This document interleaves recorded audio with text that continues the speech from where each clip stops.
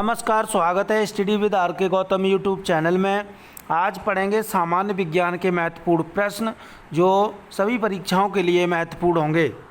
तो शुरू करते हैं। पहला प्रश्न है, तापमान किससे मापा जाता है? तो तापमान मापा जाता है थर्मामीटर से, ये तो आप सबको पता होगा। अगला प्रश्न है, घनत्व की इकाई होती है, तो ये होती है ग्राम प्रति घन सेंटीमीटर। अगला प्रश्न है, किसी गाड़ी की लोलक की लंबाई बढ़ाए जाने पर आवर्तकाल की स्थिति क्या रहेगी? तो आवर्तकाल जो रहेगा वो बढ़ेगा। अगर गाड़ी की लोलक की लंबाई बढ़ा दी जाए तो उसका जो आवर्तकाल है वो बढ़ेगा। अगला प्रश्न है, वह भौतिक राशियाँ जिनमें परिमाण और दिशा दोनों होते हैं क्या कहलाती हैं?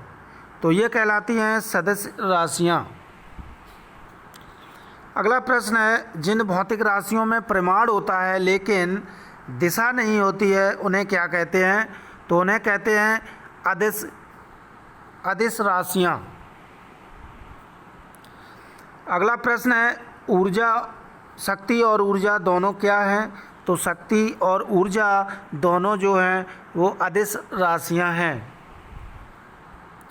अगला प्रश्न है, वाहन की गति मापने के लिए का प्रयोग किया जाता है? तो वाहन की गति मापने के लिए किसका प्रयोग किया जाता है? ये किया जाता है स्पीडोमीटर का। वाहन की गति मापने का प्रयोग किया जाता है स्पीडोमीटर का। अगला प्रश्न है, एक हीरे का 1 कैरेट कितने मिलीग्राम का होता है? तो एक हीरे का 1 कैरेट जो होता है वो होता है 200 मिलीग्राम का। अगला प्रश्न है, ताप की एसआई इकाई क्या है?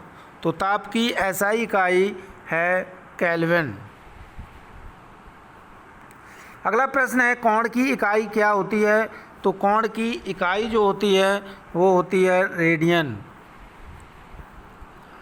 अगला प्रश्न है, क्रोनीमीटर से क्या मापा जाता है? तो क्रोनीमीटर से समय मापा जाता है। अगला प्रश्न है, एक फैदम कितने फुट के बराबर होता है? तो एक फैदम जो है वो होता है 6 फीट के बराबर। अगला प्रश्न है, एक गज बराबर होता है लगभग 3 फीट का। अगला प्रश्न है, एक जूल लगभग कितने कैलोरी के बराबर होता है? एक जूल लगभग कितने कैलोरी के बराबर होता है? तो ये होता है 0.24 कैलोरी का। अगला प्रश्न है, खाद्य ऊर्जा को हम किस प्रकार मापते हैं? तो खाद्य ऊर्जा को हम कैलोरी से मापते हैं। अगला प्रश्न है, भारत में ऊर्जा का प्राथमिक स्रोत क्या है? तो भारत में ऊर्जा का प्राथमिक स्रोत है कोयला। अगला प्रश्न है, जब कोई वस्तु मुक्त रूप से पृथ्वी की ओर गिरती है तब इसकी कुल ऊर्जा रहती है? तो ये रहती है अपरिवर्तित, कोई परिवर्तन नहीं होता है इसमें। अगला प्रश्न है, किसी द्रव्य को उसके क्वथनांक से पूर्व वाष्प में बदलने की क्रिया को क्या कहते हैं? तो ये कहते हैं वाष्पीकरण।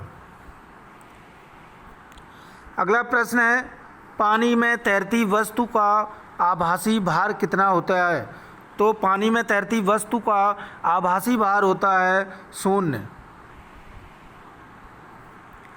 अगला प्रश्न है, जल में तैरते हिमखंड का आयतन कितना होता है? तो जल में तैरते हिमखंड का आयतन होता है 1/9। तो ये थे जनरल साइंस के महत्वपूर्ण 20 प्रश्न अच्छे लगे हो तो लाइक और सब्सक्राइब करें, शेयर भी करें। Thank you.